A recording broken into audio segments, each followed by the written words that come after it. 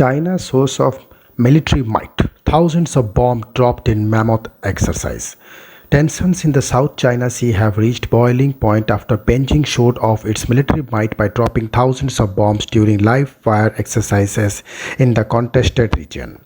The South China Sea is a highly contested region and faces competing claims from China, Malaysia, Taiwan, Vietnam, and the Philippines. Diplomatic relations between the nations are already extremely strained.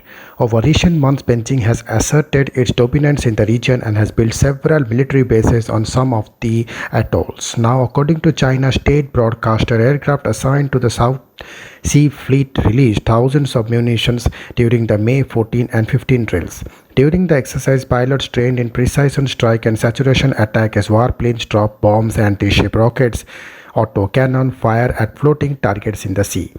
Images shared on China's Webco social network site shows the drill took place just off the coast of the Hainan province in the southern China Sea.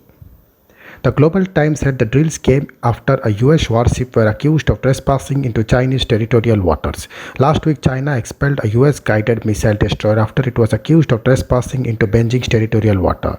A spokesman for China's Southern Theater Command said China will resolutely safeguard its sovereignty and security in the highly contested region.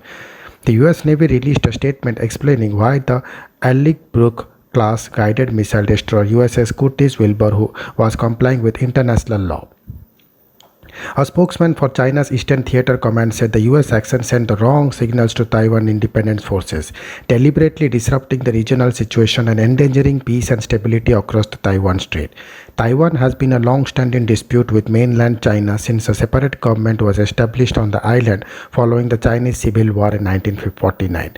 The nation remains an important ally of Western countries due to close proximity to Communist China. Fears have erupted over recent weeks that under Chinese President Xi Jinping, Beijing will use military force to reunify Taiwan and mainland China. Chinese Foreign Ministry spokesperson Wang Weiban said last month, "I wish to emphasize that abiding by one China principle is one of the things that is key to China-Australia relations. Taiwan is part of Chinese territory which cannot be separated. The Taiwan issue is entirely China's internal affair and is related to China's core interest, and we won't accept any external forces meddling or interfering in this." Pressure is mounting on Quad members including Australia, Japan, India and the US to counter against China's dominance over Taiwan. Last weekend, the UK deployed HMS Queen Elizabeth to the Indo-Pacific region in a bid to aid in countering Beijing dominance. Defense Secretary Ben Wallace warned about China's increasing maritime assertiveness and stressed troops would be confident but not confrontational. Mr. Wallace added, "We must stand up for our values and rights wherever they come under threat, not just in our backyard but far from our shores."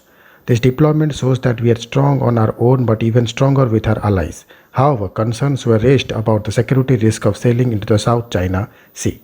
Thank you.